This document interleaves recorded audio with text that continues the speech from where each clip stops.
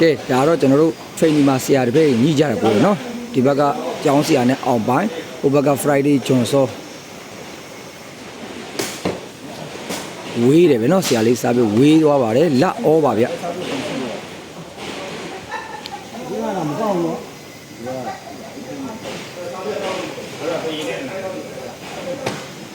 ဘက်ကတော့ကျောင်းဆရာနဲ့အောင်ပိုင်ဗျာနော်ဟိုဘက်က Friday နဲ့ John စောဒါအပြင်မှာတော့ခြေစားပွဲတွေတည်လို့မရဘူးနော်ဒါဆရာတပည့်တွေဆိုလေနော်ဒါသူတို့ဒါ training လုပ်ရင်းနဲ့ညှိကုန်တယ်ပဲနော်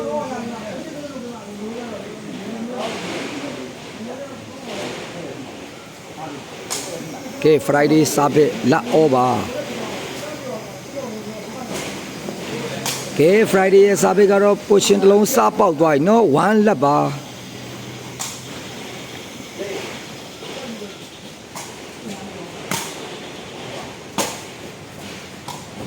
မိပြီပါလာတယ်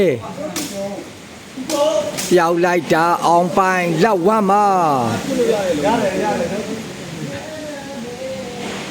ကဲအောင်ပိုင်တို့စားပစ်ပါနော်အမှတ်ကတော့လက်ဝမ်းပါဗျ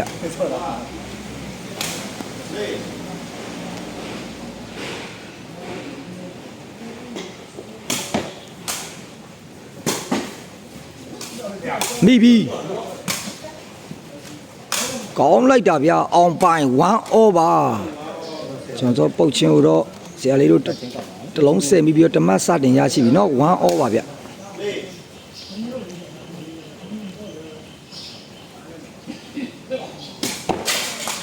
ဆရာလေးစားပြီးပိုက်တိုးတယ်เนาะ1 over ဗျ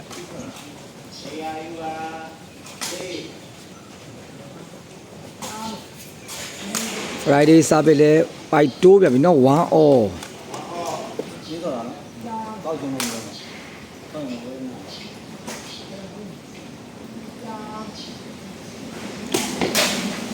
ကောင်းလိုက်တာပဲเนาะဆရာလေးစားပဲပိုက်ထောက်ပြီးတလုံးပေါက်သွားပြီပဲเนาะ2-1ပါဗျ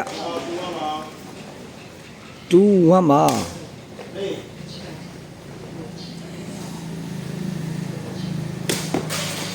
ဆရာလေးစားပဲပိုက်တိုးတယ်เนาะ1-2ပါ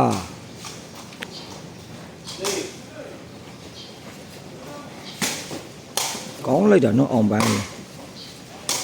အပပကျန်းလိုက်တာเนาะအောင်ပိုင်းရဲ့ဖွားကြီးရလဲ2-1ပါဗျ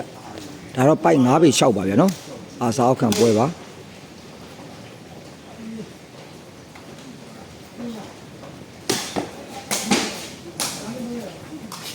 မိပြီ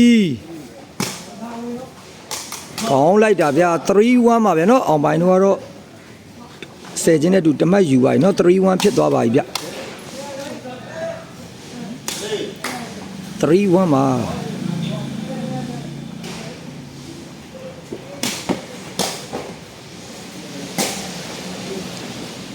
ကောင်းလိုက်တာဗျာဂျွန်စောပါချင်းကိုလိုက်ထိတာနော်1-3ပါဗျ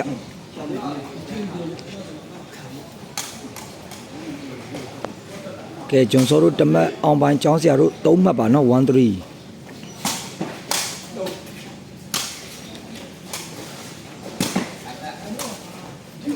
ကောင်းလိုက်တာဗျာဂျွန်စော2-3ပါဗျကဲဂျွန်စောတို့တမတ်တက်ပါပြီ2-3ပါ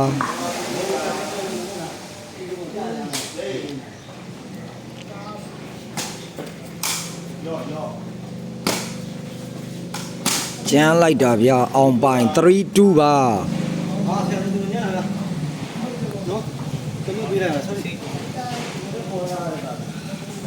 3-2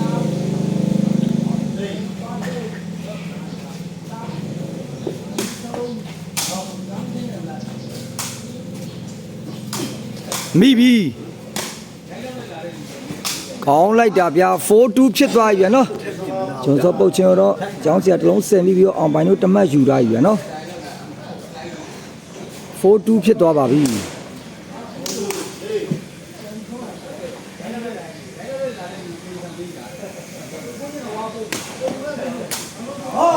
ဆရာလေးစားပဲဂျွန်စောရဲ့ညာလိုင်းထဲမှာရစ်ချင်းတလုံးပေါက်သွားပြန်ပြီနော်5-2ဖြစ်သွားပါပြီဗျ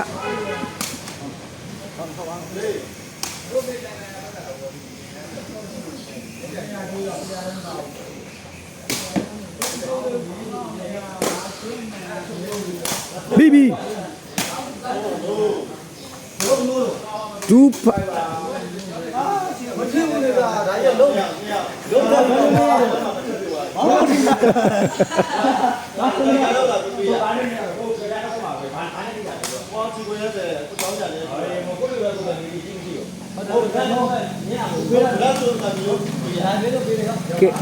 ကဲမကတော့25ပါဗျာနော်ဒါကတော့ဒါနှစ်ချက်ထိတယ်ဆိုကြီးဒါမထိဘူးဗျာနော်ကဲမကတော့25ပါဗျာ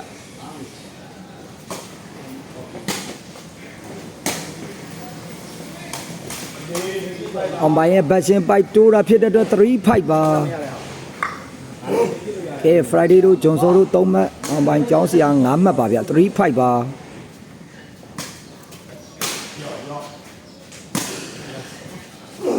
ကောင်းလိုက်တာဗျာအောင်ပိုင်53 53ပါ53အောင်ပိုင်ကသူမတက်ဘူးဆိုပြီးတော့ဒါပြောနေဟုတ်တယ်မတက်ဘူးဗျာဒီလုံးက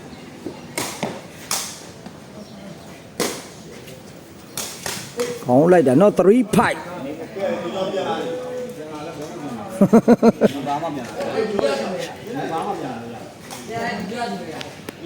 ကဲမကတော့35ပါ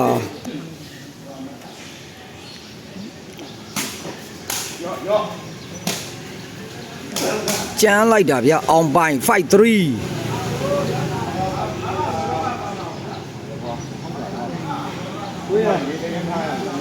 车机的下去。ယူရပြီခိတ်တန်းထားတယ်ယူရပြီအားတော့အားမှာဒီလဲမောင်းမယ်ဒီလဲမောင်းအားလိုက်ယူရပြီ ကဲမကတော့53ပါเนาะကျောင်းဆရာအောင်ပိုင်5မှတ်ဂျွန်ဆော့ Friday 3မှတ်ဆရာလေးတို့စားပေးပါเนาะ53ဆရာလေးစားပေးပိုက်တိုးတယ်เนาะ35ပါ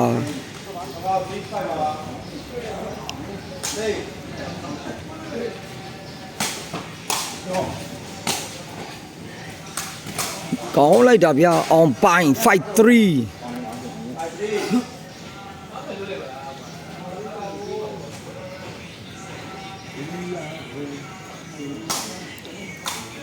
တော့ဆရာတပည့်ကျွန်တော်ဒီမှာဒါ KB ထပ်ပြီးတော့ကစားကြတာပဲเนาะ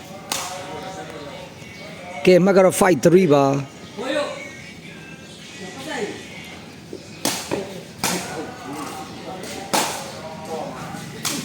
ကောင်းလိုက်တာဗျာ35ပါ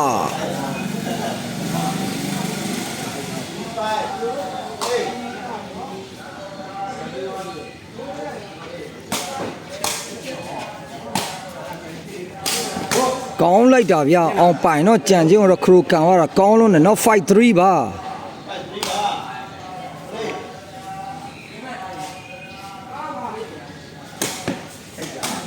ဂျာချင်းတစ်လုံးပေါက်သွားပြီနော်ကျောင်းဆရာစာပစ်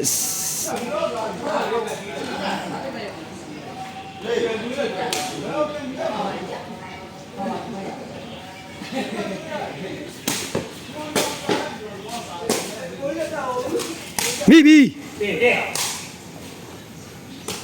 ကောင်းလိုက်တာဗျာ73ပါဗျာနော်အောင်ပိုင်တော့10ချင်းနဲ့အတူတမတ်ထက်ယူသွားပြန်ပြီဗျာနော်တကယ်ကိုအောင်ပိုင်တော့ဂျွန်စောရဲ့ပုတ်ချင်းတွေကိုတော်တော်များများဆဲထားတယ်နော်73ပါ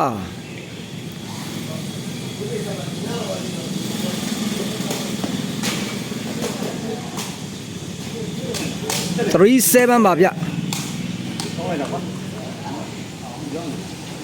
သူတို့မနေ့တည်းကညှိပြီးတော့ခတ်ကြတာနော် training လုပ်တယ်နှစ်3ပွဲနှစ်2ပွဲနှစ်3ပွဲကျောင်းဆရာတော့အောင်ပိုင်လို့နိုင်တာပဲနော်ဒီနှစ်ပွဲကတော့37ဖြစ်နေဗျကောင်းလိုက်တာဗျအာယာယာမိပြီကောင်းလိုက်တာနော်47ဖြစ်သွားပါပြီအောင်ပိုင်ပုတ်ချင်းကို Friday တစ်လုံးဆယ်ပြီးတမတ်ယူသွားပြီနော်47ပါဗျတိုင်အောင်ခေါ်ရပါတယ်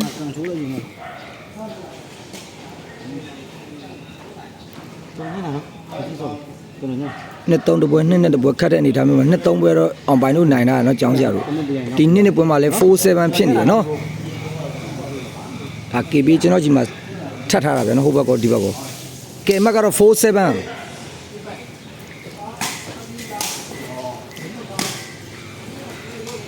ကောင်းလိုက်တာနော်74က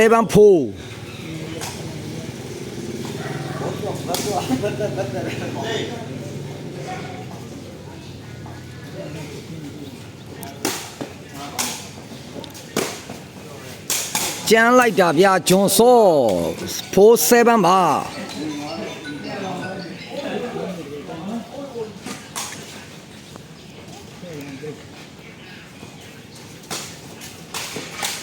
Friday စားပဲပိုက်တိုးတယ်နော်74ကဲဒီဘက်ကတော့အောင်ပိုင်နဲ့ကျောင်းဆရာပါဟိုဘက်ကတော့ Friday ဂျွန်စောဒါအပြင်မှာတော့ကြီးပွဲတည်လို့မရတဲ့ဆရာတစ်ဖက်ယူရနော်ဒါtraining စင်းနဲ့ညှိပြီးတော့ KB တွေထပ်ပြီးတော့စော်ကုန်ကြတယ်နော်ကဲမကတော့47ပါဗျ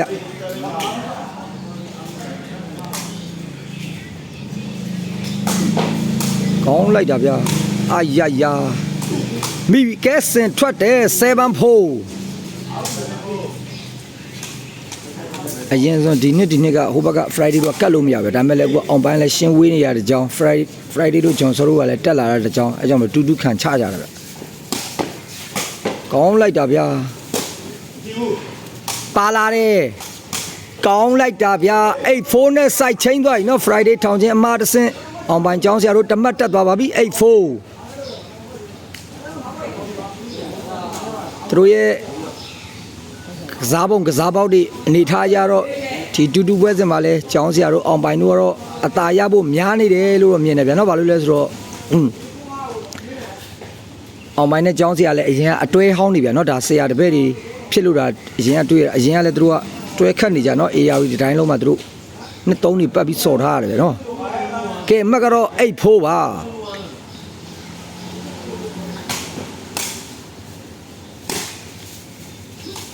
ကောင်းတယ်ဗျာဂျွန်စော48ပါ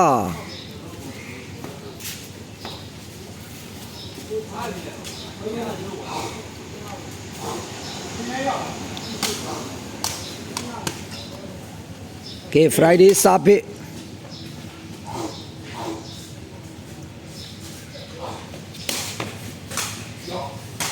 အပပကောင်းလိုက်တာပြီးသွားတယ်ကောင်းလိုက်တာဗျာအောင်ပိုင်ပုတ်ချင်းကို Friday တလုံးဆယ်ပြီးဂျွန်စောတမတ်ယူသွားပြီဗျာနော်5-8ဖြစ်သွားပါပြီဗျာတကယ်ကိုအကျိုးရှိတယ်လို့မြင်တယ်ဗျာနော်အောင်ပိုင်ပိုက်ပေါ်ကပုတ်တဲ့အလုံးတော့ Friday တကယ်ဆယ်ဝါတော်တော်ကြီးကောင်းလုံးတယ်ဗျာနော်5-8ပါ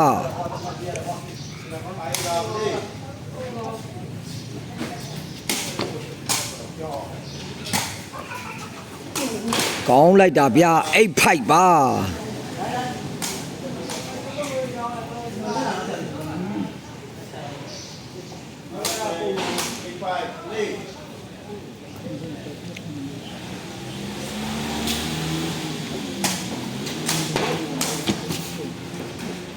ကဲကျောင်းစရာစာပေ Friday ဘယ်လိုင်းထဲမှာတလုံးပေါက်သွားပြီဗျာနော်9-5ပါဆရာတပည့်ဆိုတယောက်အားနဲ့ချက်ကိုတယောက်တိနေသလားတော့ထင်ရဗျာနော်ကောင်းလိုက်တာဗျာကောင်းလိုက်တာဗျာ5-9ပါကဲမကတော့5-9ပါFriday စားပဲပိုက်မကြော်လိုက်ဘူးဗျာနော်9-5ပါ Friday ရဲ့စားပဲတွေကလည်းဒီအောင်မှန်ချောင်းစရာတော့မပေါဘူးဖြစ်နေရဗျာလုံးဝပွဲမစားခင်မှာတော့အနည်းဆုံး9လုံးပေါက်မယ်လို့ပြောထားတာဗျာနော် Friday က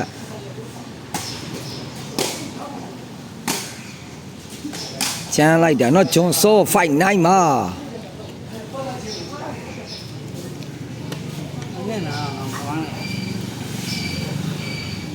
ကဲမကတော့5-9ပါ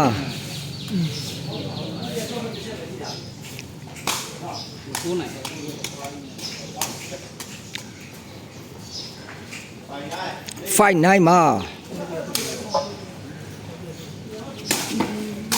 ကောင်းလိုက်တာဗျာအောင်ပိုင်ကြီးကလည်းကဲဝေးသွားတယ်နော်6-9ပါဗျကဲ Friday ဂျွန်စောအမှတ်ပြန်လိုက်လာဗျနော်ကဲမကတော့6-9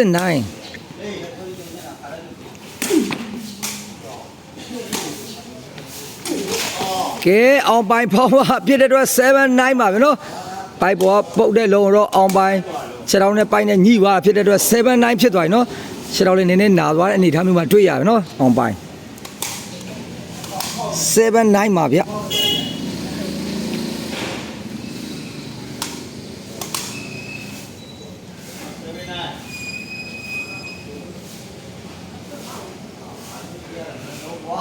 ကဲအမကတော့ကတ်လာပါပြီဗျာနော်7 9ဖြစ်သွားပါပြီဗျ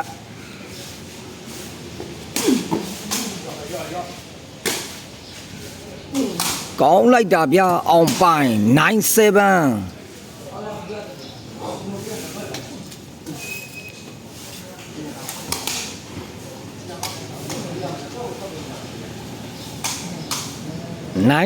ါနော်ကျောင်းဆရာစားပစ်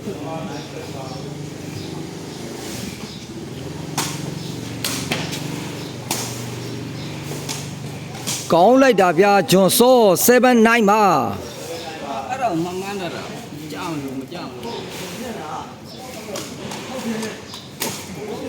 ကဲမကတော့2မှတ်ပဲကွာပါတော့တယ်79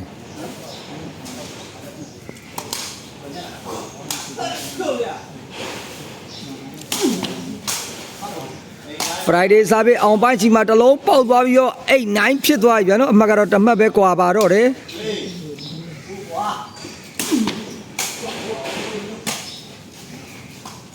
9-8ပါကဲအမှတ်ကတော့တစ်မှတ်ပဲကွာတော့တယ်နော်9-8ပါဗျဝဲလေးကလည်းလှတယ်ဗျာနော်ဘာလို့လဲဆိုတော့ဒါအပြင်မှာတော့ဂျေးပွဲဘလို့မှတဲလို့မရအောင်နော်ဆရာတပည့်တွေ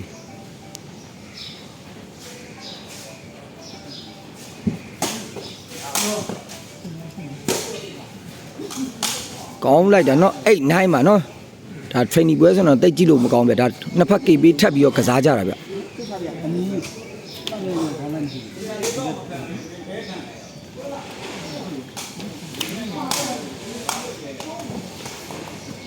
တန်းလည်းမထောက်ဘူး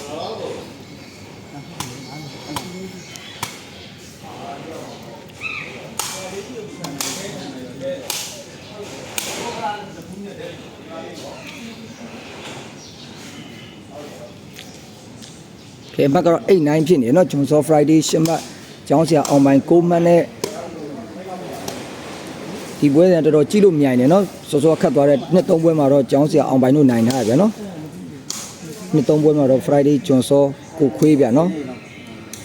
အတုံးတော့သူတို့နိုင်ထားပါတယ်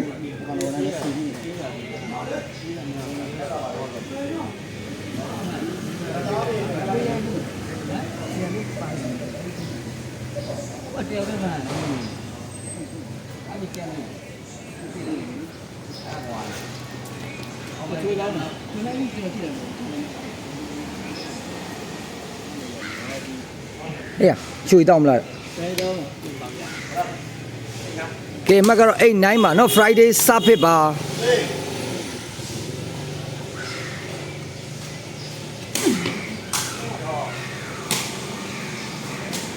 ကောင်းလိုက်တာဗျအောင်ပိုင်9-8ပါ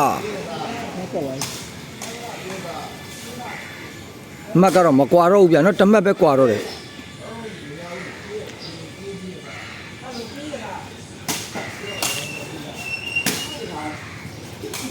ကောင်းလိုက်တာဗျဂျွန်စော8 9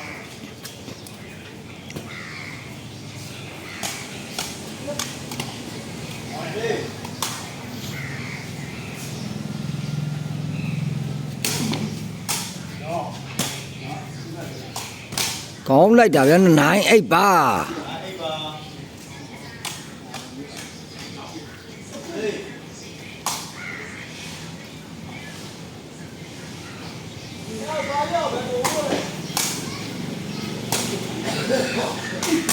ကောင်းလိုက်တာဗျဂျွန်စော8 9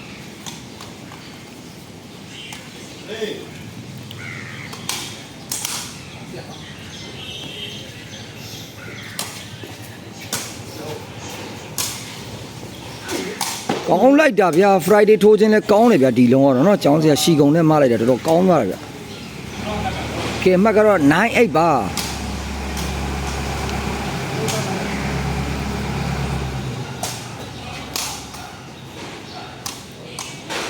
ကဲမှတ်ကတော့တစ်မှတ်ပဲကွာတယ်ဗျာเนาะကျောင်းစရာတို့9မှတ်ဂျွန်စော Friday 10မှတ်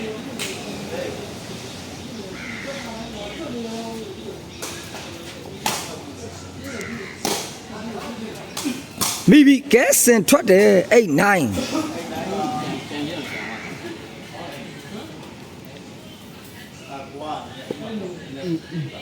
ည့်ရဦးမှတူတယ်အဲ့စားပဲလေထူ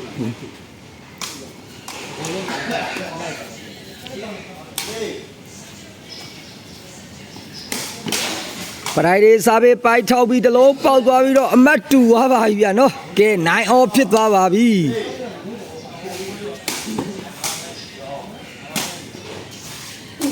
ကောင်းလိုက်တာဗျာအောင်ပိုင်9 all ကဲအမတ်ကတော့တူညီပါပြီဗျာနော်9 all ပါ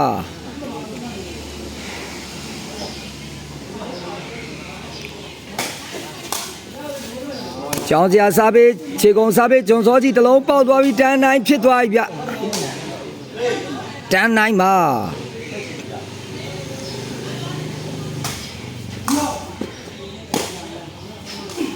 ကောင်းလိုက်တာဗျာ9တန်းပါ9တန်းပါဗျ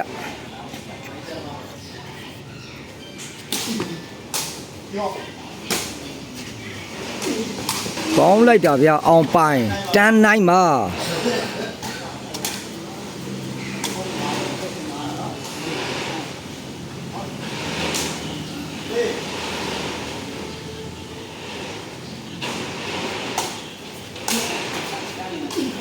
ကောင်းလိုက်တာဗျာဂျွန်စော9တန်းပါဗျာနော်ဆရာလေးစားပေးလေကောင်းတယ်နော်ဒီလုံးကတော့ဂျွန်စောအရင်လုံးလိုက်ပုတ်ပါကောင်းလုံးတယ်ဗျာနော်ဒီလုံးကတော့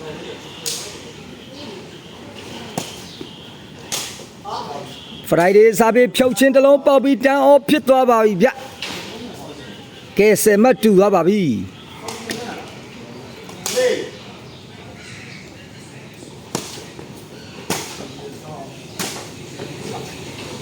ကောင်းလိုက်တာဗျအောင်ပိုင်တန်းအော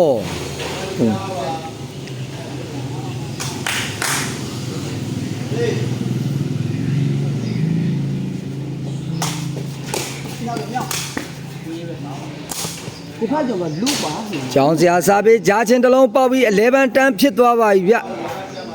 11တန်းပါနော်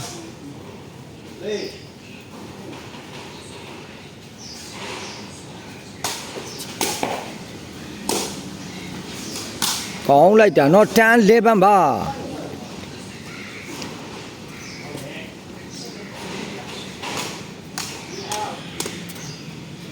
ကဲမကတော့တန်း11ဖရိုင်ဒေးစားပေးဂျာချင်းပြန်ပေါက်သွားပြီဗျာနော်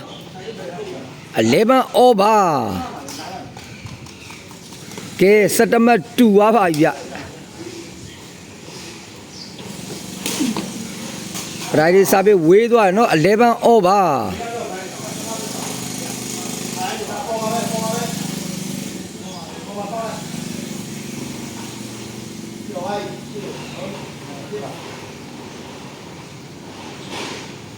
ကဲအမှတ်တူ11 all ပါဗျာနော်ကဲကျောင်းစရာစားပေး11 all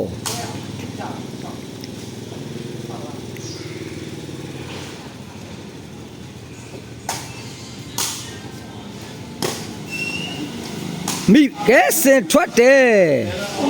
11 all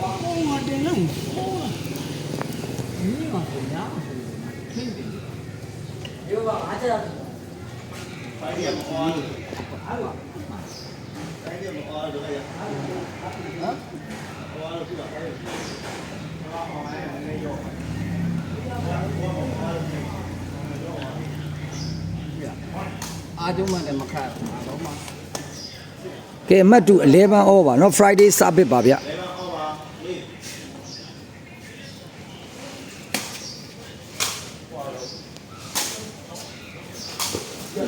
မိပြီ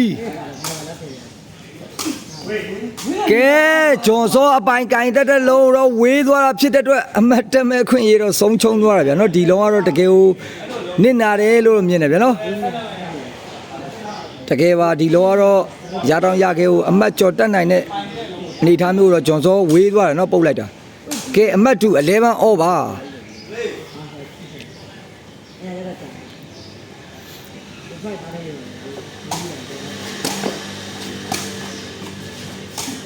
ကောင်းလိုက်တာနော်11 all ပါတော်တယ်ကကိုင်းနေတဲ့ခါရောက်နေပြီမင်းကလွတ်လာလို့ဒါမဲ့ကွက်လာတယ်ကောဒီကနေ့ကောင်းခေါ် 11 over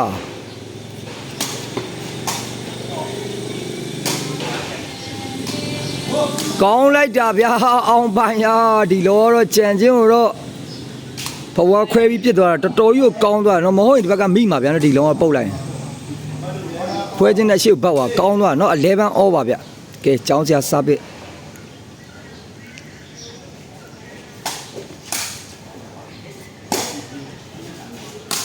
11 all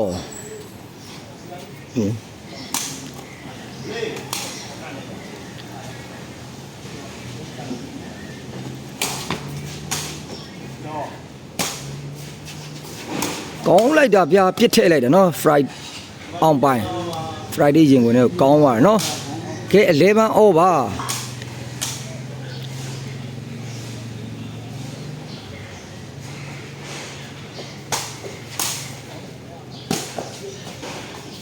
မိပြီကဲစင်ထွက်တယ်ဗျာ11 all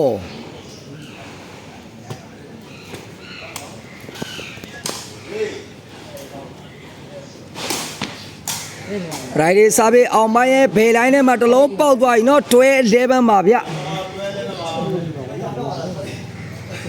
ကဲမကတော့တွဲ11ဖြစ်သွားပါပြီဗျာနော် Friday တို့တမတ်ကြော်တက်သွားပါပြီ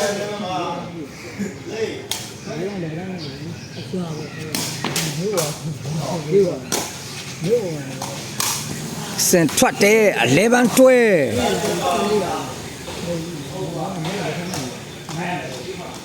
ဒီနေ့ကြရတယ်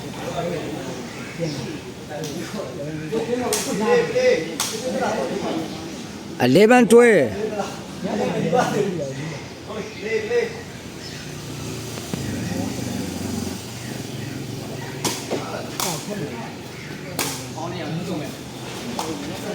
တွဲ11ပါ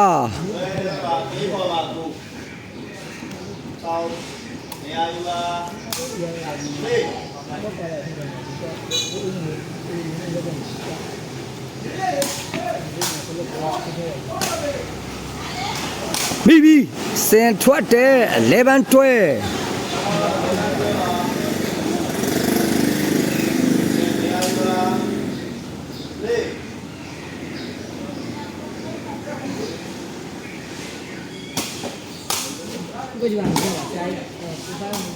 ကောင်းလိုက်တာနော်တွဲ11ပါ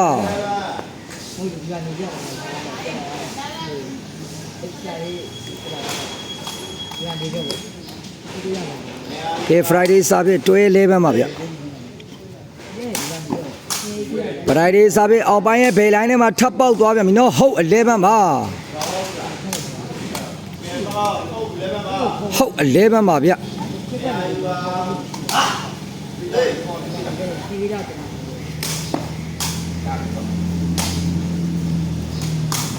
11ဟုတ်ပါ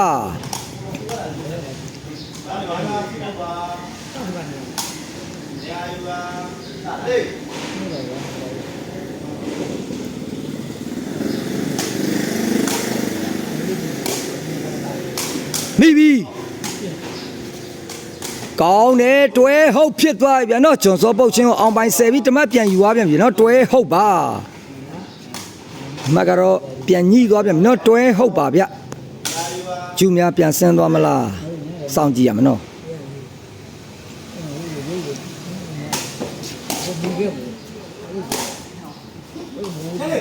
ကောင်းလိုက်တာဗျာဂျွန်စောဟုတ်တွဲ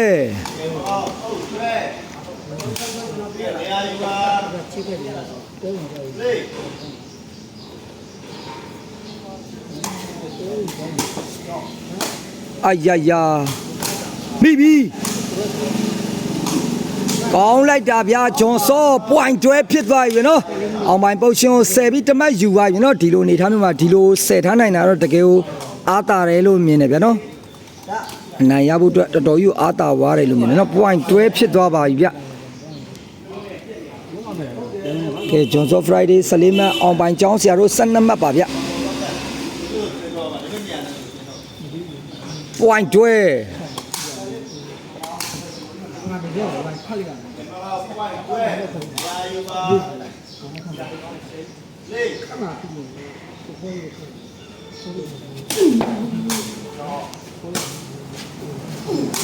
တွဲ point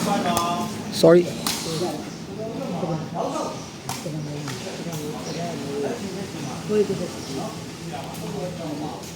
ကဲကျောင်းဆရာစားပေးတွဲ point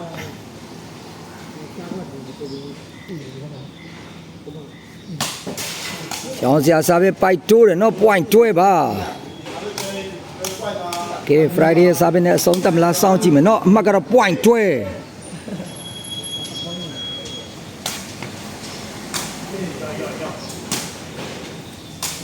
ကျန်းလိုက်တာဗျအောင်ပိုင်တွဲ point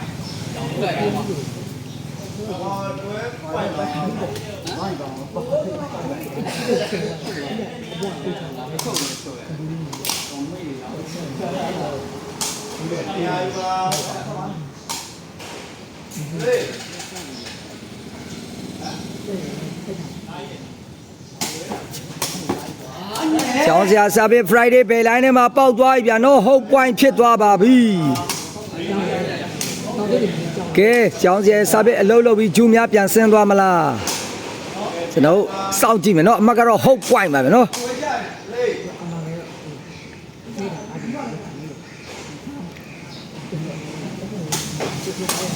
ကဲကျောင်းဆရာစာပေ Friday ဘယ်လိုင်းထဲမှာတစ်လုံးထပ်ပေါက်ပြီးတော့ဂျူးပြန်ဆင်းသွားပါပြီဗျကဲဘာတွေဆက်ဖြစ်ကြမလဲဆိုတာကတော့ကဲလက်အောပြန်ဆင်းသွားပြီဗျာနော်ကဲအောင်ပိုင်ကတော့ပြုံးပြီးတော့အားတက်သွားတဲ့အနေအထားမျိုးမှာသူတွေ့ရဗျာနော်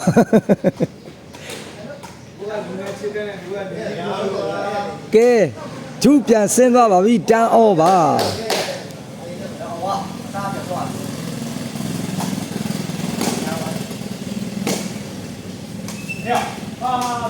တန်းအောပါ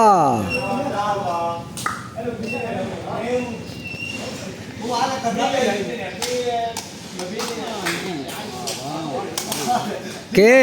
ဂျူးစင်မမဘယ်တွဲနိုင်မလဲစောင့်ကြည့်မယ်နော်တန်းအောပါဗျ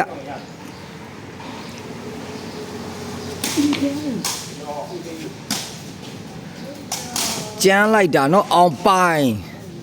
တန်းအောပါ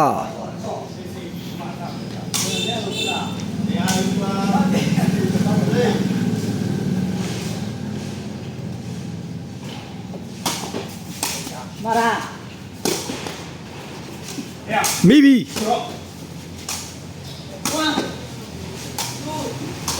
ကောင်းလိုက်တာဗျာဂျွန်စော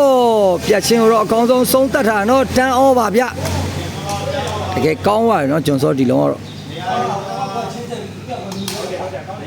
တန်းအော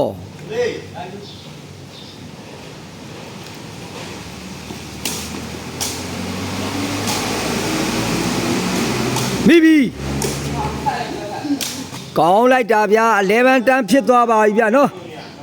အောင်ပိုင်ပြစ်ရှင်ရော Friday တလုံး10မိပြီတမတ်ယူပါပြီဗျာနော်ကဲဂျူးစင်မတ်မှာတမတ်စတင်ရရှိပါပြီနော်11တန်းပါဗျာ Friday တို့နေရာယူပါ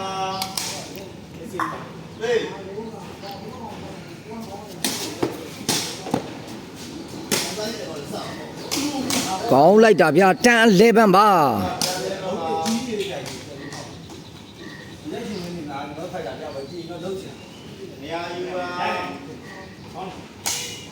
ကဲကျောင်းဆရာစာပြတန်း11ပါ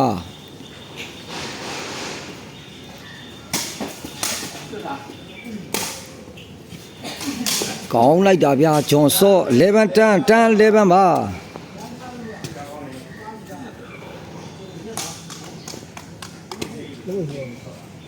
ကဲ Friday စာပြ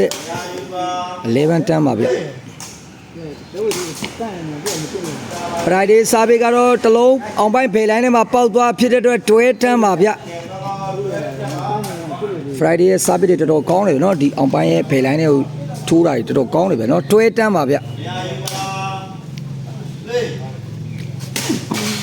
တန်းတွဲပါကဲဂျူးစင်မတ်မှာဂျွန်စော Friday 12မှတ်ရှောင်းစရာအောင်ပိုင်း10မှတ်တန်းတွဲ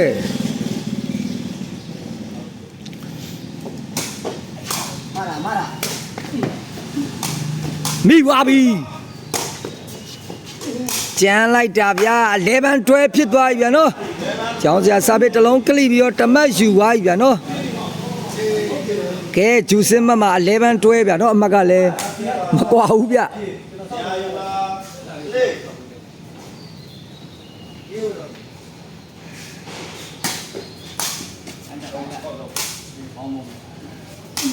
မိပြန်ပြီ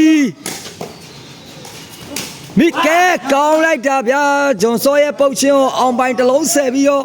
တမတ်ထပ်ယူသွားဗျာနော်ဂျူစင်မတ်မှာတော့အောင်ပိုင်တို့ကတော့ဆယ်ချင်းနဲ့တူအမတ်ယူလာတာအခုဆိုတော့တွဲဩဖြစ်သွားပါပြီဗျကဲအမတ်တူတွဲဩ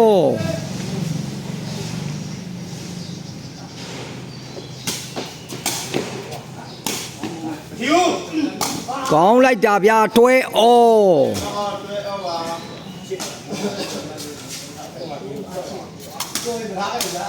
ကဲဂျူစင်မမှာ12မှတ်တူညီနေပြန်နော်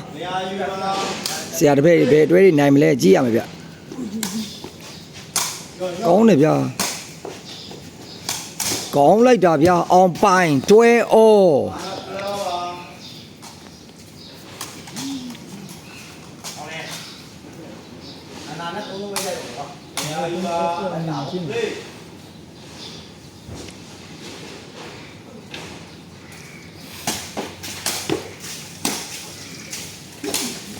ကောင်းလိုက်တာဗျာဂျွန်စောတွဲဩ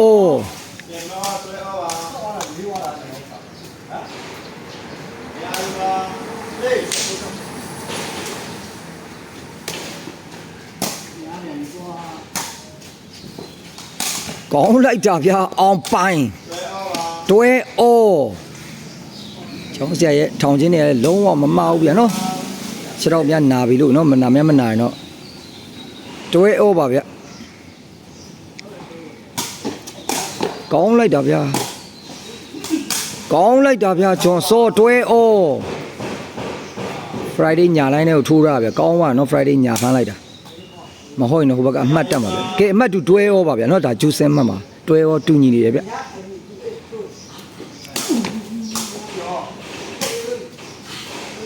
ကောင်းလိုက်တာနော်ကျောင်းစီကတော့ဘယ်နဲ့ပဲထောင်သွားနော်ဟုတ်တွဲအတွဲဩပါဗျာ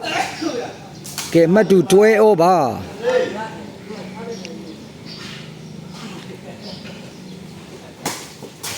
ကျောင်းစရာစားပဲပိုက်တိုးတယ်နော်တွဲဩ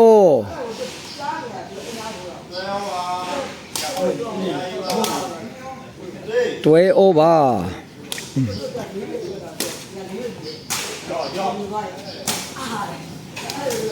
ကောင်းလိုက်တာဗျာအောင်ပိုင်တွဲဩ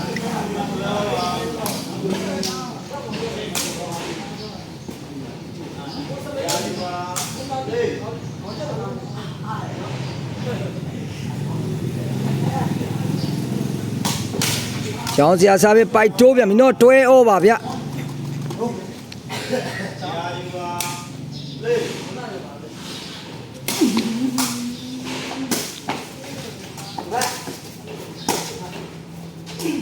ကောင်းလိုက်တာဗျာဟုတ်တွဲဖြစ်သွားပါပြီဗျဂျွန်စောတို့ကတော့ကျောင်းစရာတို့အောင်ပိုင်တို့အမတစင်တမတ်ယူပါပြီးတော့ဟုတ်တွဲပါဗျကဲဂျူးစင်မတ်မှာဟုတ်တွဲဗျနော်ဒါတွေကတော့ပြောလို့မရဘူးဗျဒီမတ်တွေက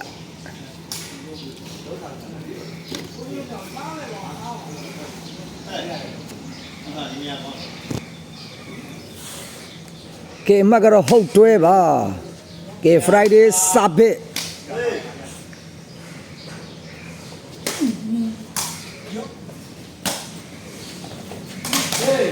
အောင်ပိုင်ရဲ့ကန်ချင်းကတော့ပိုင်မကျော်တာဖြစ်တဲ့အတွက် point တွဲပါနော်ဖော်ပုတ်လို့ရတဲ့အနေထားမျိုးတော့ခရိုကန်လိုက်တာပိုင်မကျော်လိုက်ဘူးနော် point တွဲဖြစ်သွားပါပြီ point တွဲပါ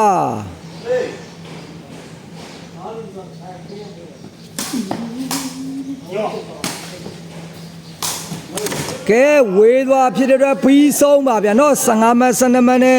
Friday ဂျွန်စောတော့2-2ပွဲစဉ်မှာတော့ပြန်လည်နိုင်ရရှိပြီးတော့ဒီနေ့ခတ်တဲ့ပွဲစဉ်မှာတော့2-3ပွဲမှာကျောင်းဆရာတို့နိုင်ပြီး2-2ပွဲမှာတော့ဂျွန်စောတို့ပြန်လည်နိုင်သွားတယ်နော်ကဲအားလုံးကျေးဇူးပါဗျာနော်